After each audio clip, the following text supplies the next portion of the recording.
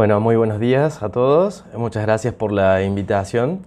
En este caso vamos a hablar sobre la diabetes mellitus. Diabetes mellitus.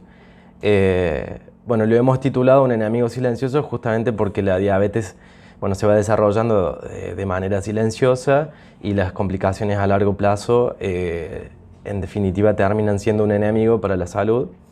La diabetes se define como es un grupo de enfermedades distintas entre sí, es decir, las causas son distintas, pero como manifestación común tienen a la presencia de hiperglucemia o elevación del azúcar en sangre y que, bueno, en definitiva es la glucemia alta la que genera las complicaciones a corto y largo plazo.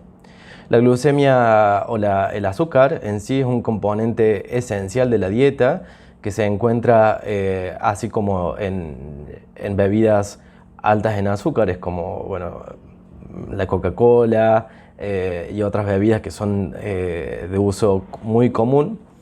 También se encuentran en golosinas y en alimentos que por ahí no son tan necesarios, pero a su vez, como es un componente básico de la dieta, le encontramos en alimentos que sí son absolutamente necesarios y que los tenemos que consumir día a día.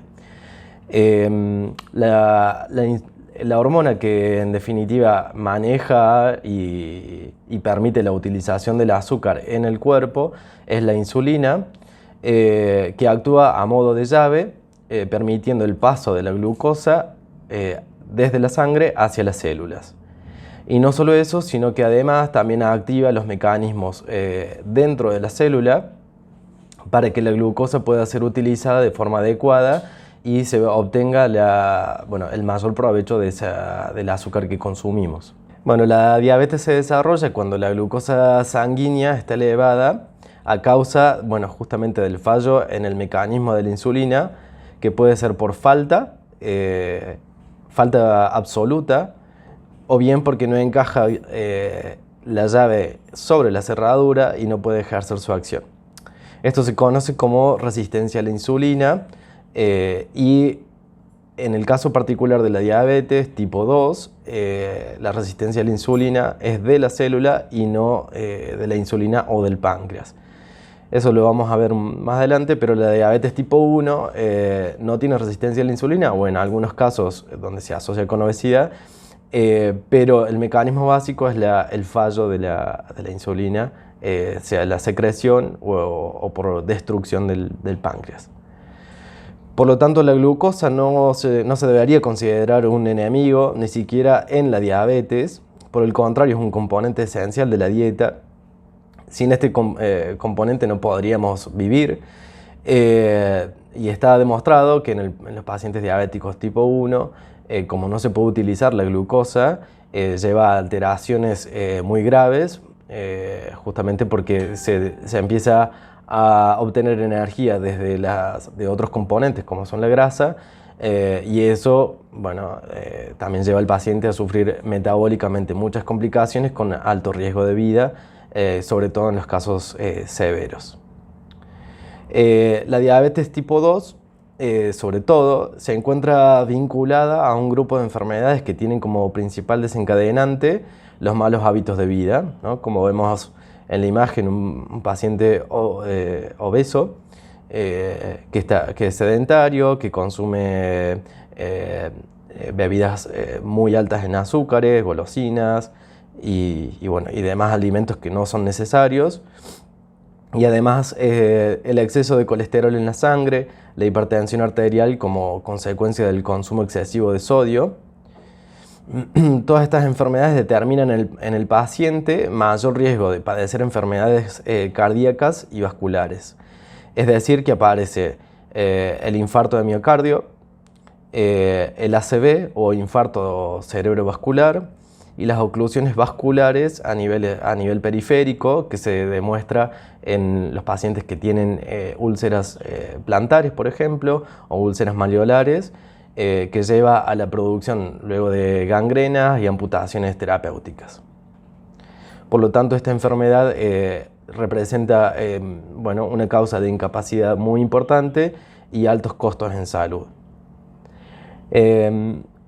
¿Por qué es importante entonces, a partir de todo lo que he nombrado, saber si tengo diabetes? ¿Qué problemas me puede traer? Bueno, respecto a las complicaciones se pueden dividir en agudas y crónicas. Las agudas no se dan permanentemente, sino cuando la glucosa, el azúcar en sangre, se eleva dentro de ciertos niveles y se sostiene por un periodo corto, que pueden ser días o semanas dependiendo del paciente, dependiendo de si tiene tratamientos previos o no. Y sin un factor que compense. Este factor que compense significa cuidarse, hacer actividad física, comer adecuadamente o tomar la medicación. Y las complicaciones crónicas se refiere a la presencia de glucosa por encima de los objetivos, no necesariamente por encima de 300 o de 400 ni de 500, que se sostiene en el tiempo. Y por lo general esto se debe a falta de la adherencia al tratamiento del paciente o por tratamiento insuficiente. Y en el último de los casos, por progresión de la enfermedad. Es decir, que lo último que se ve es que el paciente progresa, digamos, los mecanismos compensatorios no son adecuados porque va progresando en la enfermedad. Entonces aparece la enfermedad cardiovascular, que es la primera causa de muerte a nivel mundial en adultos, en pacientes adultos.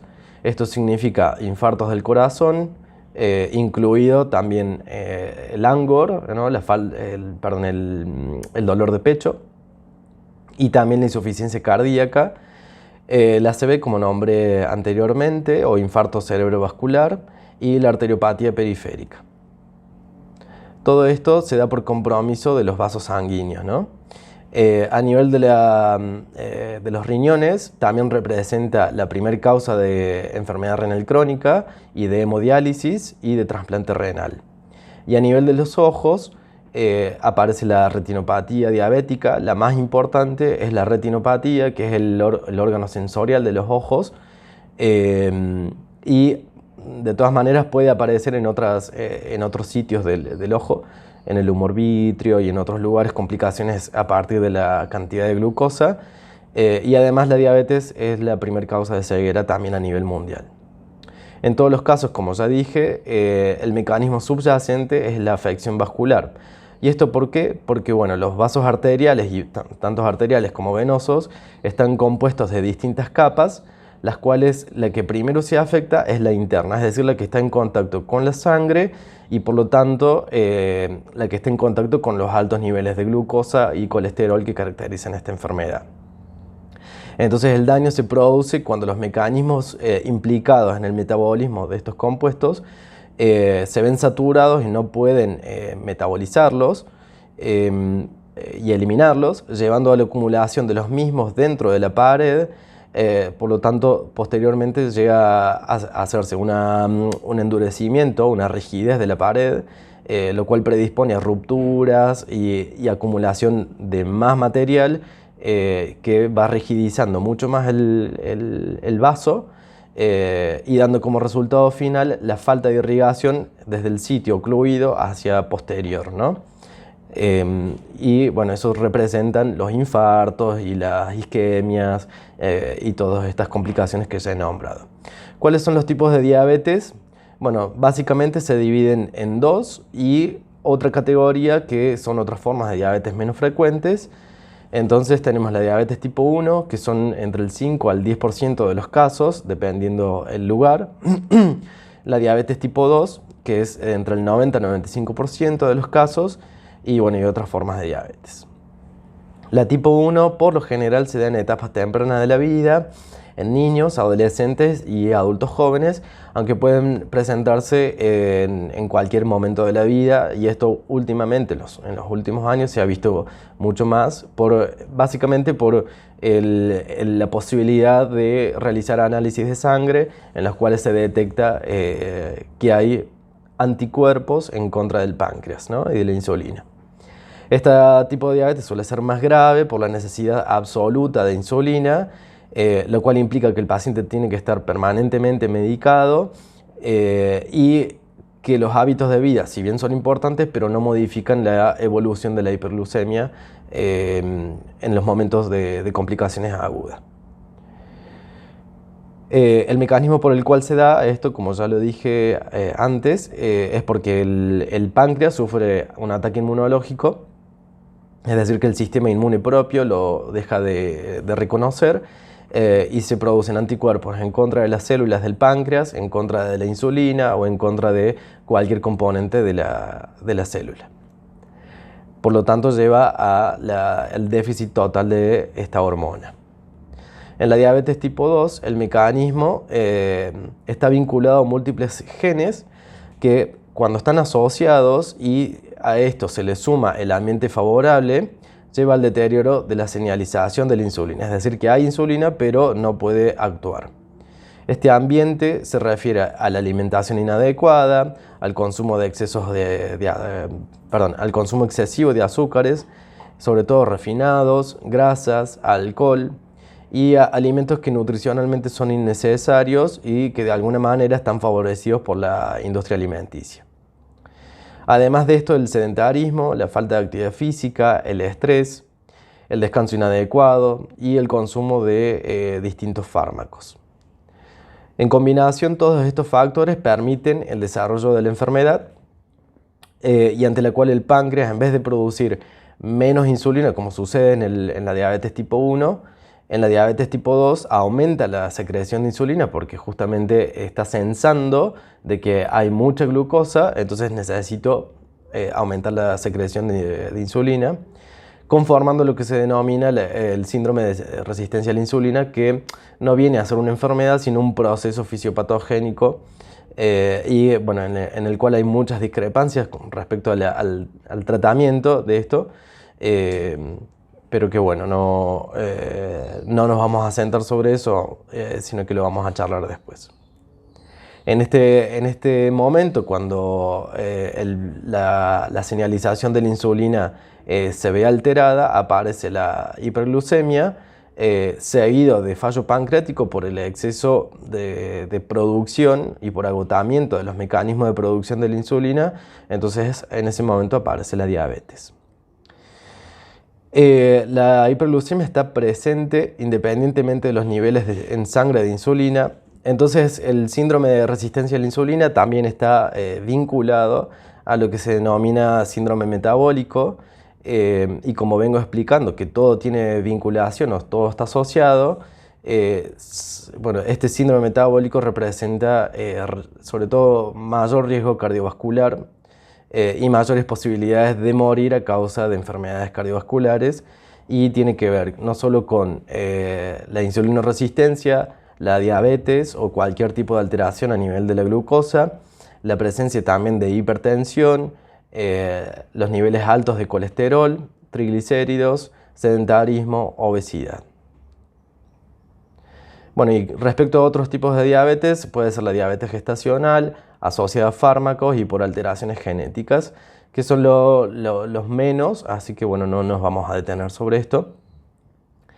Respecto a quiénes son los pacientes o quiénes son las personas que tienen más riesgo de sufrir diabetes, bueno, principalmente se considera en personas que tienen algún grado de obesidad o de sobrepeso. La obesidad o sobrepeso se diagnostica muy fácilmente, esto se ve en el consultorio muy fácil, inclusive cada uno lo puede obtener, que hay que hacer una simple fórmula que es el peso sobre la talla al cuadrado o el peso dividido 2 veces por la talla, y se considera un peso o un índice de masa corporal normal cuando ese valor es menor de 25 a 29 sobrepeso y más de 30 es obesidad. Entonces, la obesidad o el sobrepeso asociado a cualquiera de estos factores, por ejemplo, familiares de primer grado con diabetes, historia de enfermedad cardiovascular, hipertensión arterial, el colesterol malo o los triglicéridos en niveles altos, así como el colesterol bueno en niveles bajos, el sedentarismo crónico, la presencia de signos clínicos de insulinoresistencia, que eso se ve, bueno, en el consultorio revisando al paciente, pero principalmente tener el cuello ennegrecido, verrugas a nivel del cuello, también haber tenido o tener antecedentes de diabetes gestacional previa en las mujeres y tener algún grado de hiperglucemia que se denomina prediabetes y que no llega a ser diabetes. Entonces, ¿cómo sé si tengo diabetes? Bueno, la forma de presentación de la diabetes se manifiesta con, primero que nada, en realidad no primero, sino que van apareciendo los síntomas de forma, encadenada. Primero aparece el exceso de orina, es decir, la necesidad de orinar frecuentemente. Posteriormente aparece la sed, que se llama polidipsia, y que resulta por el exceso justamente de orina. El paciente elimina mucha cantidad de agua, acompañando al exceso de cantidad de azúcar que se elimina por el riñón. Y además de esto, como la glucosa energéticamente tiene mucho valor, el paciente empieza a necesitar comer mucho más. Esto se llama polifagia, y a pesar de esto, en algunos casos, el paciente pierde peso, ¿sí? Por lo tanto, en los momentos del debut, cuando el paciente no sabe que tiene diabetes, ocurren estos de forma concatenada. Y además de eso puede haber mucha astenia, mucho desgano, justamente por la pérdida energética, calambres y además visión borrosa. Son los síntomas cardinales o eje del debut de la diabetes.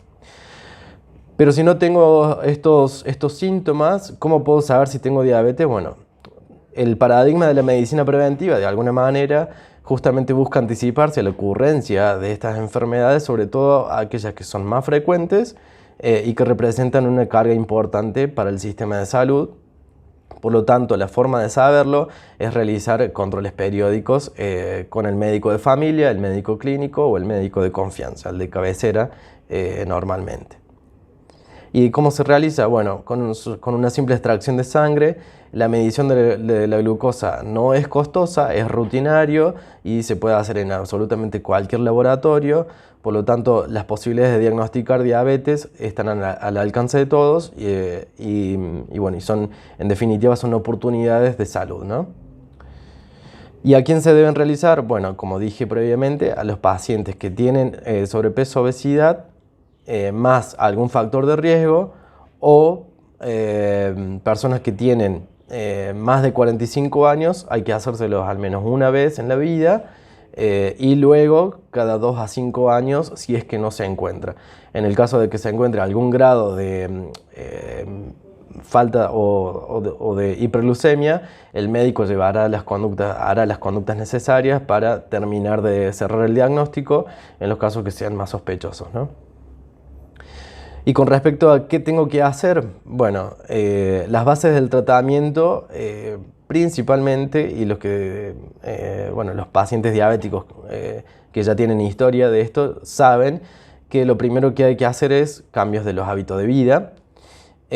Puntualmente sobre la diabetes tipo 2, que es la más frecuente, se ha visto que los cambios de hábito de vida modifican de forma trascendental el curso de la diabetes.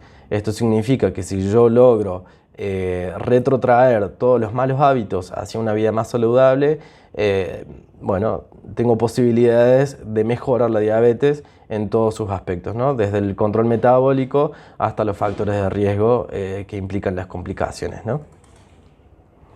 Como primera medida, la alimentación saludable implica lograr la conciencia suficiente de lo que se está consumiendo, entender de que la nutrición es una necesidad básica que debe ser satisfecha y de alguna manera no es una acción placentera, sino que lo placentero debe ser modificado desde un lugar de más sano, ¿no? Buscando nuevos estándares de salud y que ese sea el placer y no una alimentación insalubre, ¿no?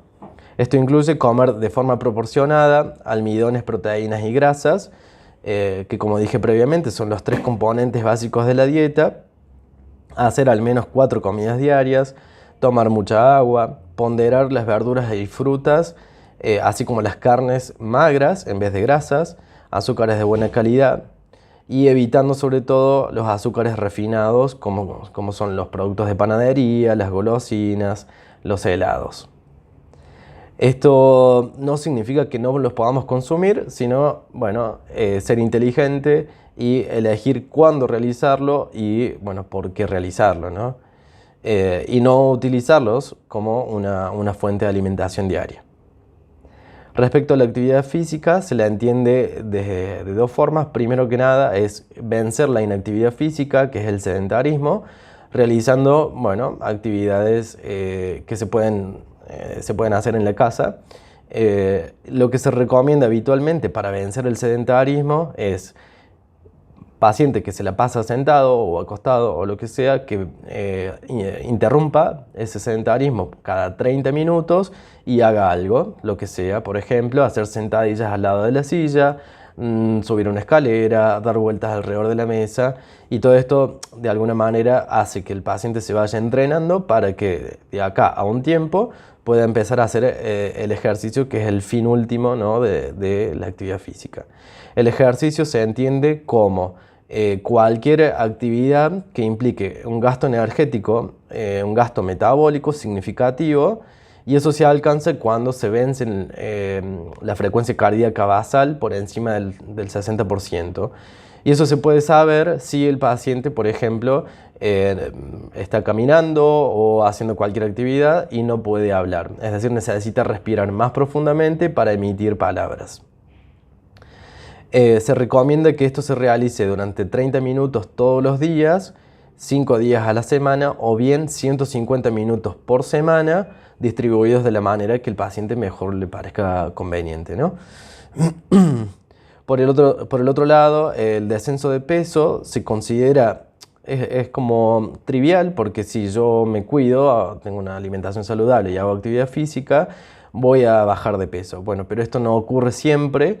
Y principalmente porque la actividad física hace cambiar grasa por músculo, y eso implica que, que en la balanza no se vea, pero metabólicamente el efecto sí se da.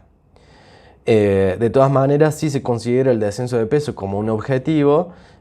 ¿Por qué? Porque se ha visto en investigaciones clínicas que el descenso de peso ayuda muchísimo a mejorar los parámetros que normalmente en el control con el diabetólogo, con el endocrinólogo, buscamos, que son mejorar la glucosa, la hemoglobina glicosilada, el nivel de colesterol, la hipertensión. Entonces, estos tres objetivos se tienen que dar de forma simultánea, porque justamente se ha visto el poder de la asociación para lograr los objetivos de control metabólico que vengo nombrando.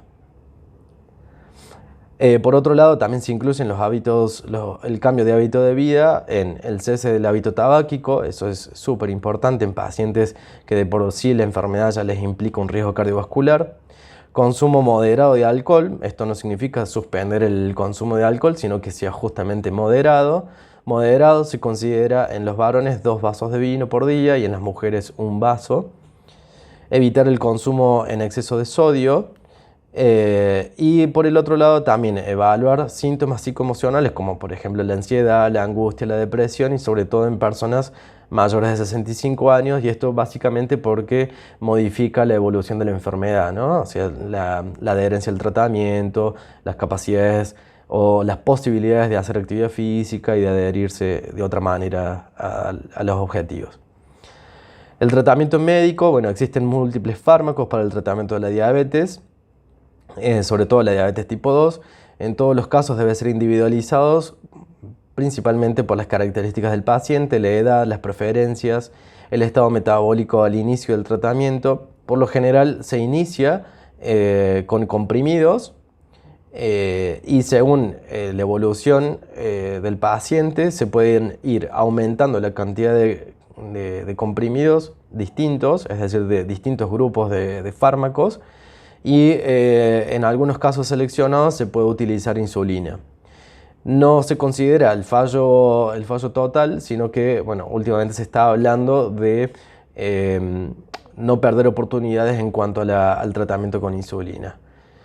Por lo tanto, algunos pacientes suelen decir de que llegar a la insulina es como lo último, pero en realidad no, sino que lo que se intenta hacer es proteger lo que queda del páncreas, ¿no?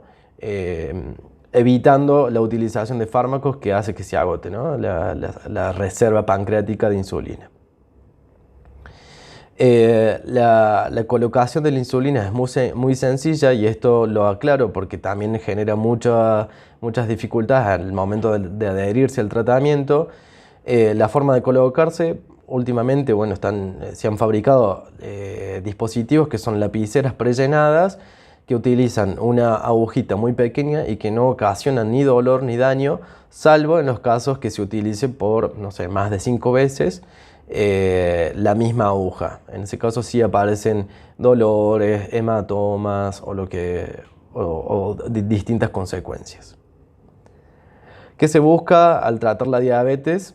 Bueno, como ya vine nombrando previamente, las complicaciones a corto plazo, que son básicamente evitar las internaciones por descompensaciones diabéticas, y a largo plazo, bueno, el infarto, la enfermedad renal crónica, la oftalmopatía diabética y también la neuropatía diabética, que se da por afección de los nervios, sobre todo en los pies, las piernas, que genera hormigueos, calambres y demás.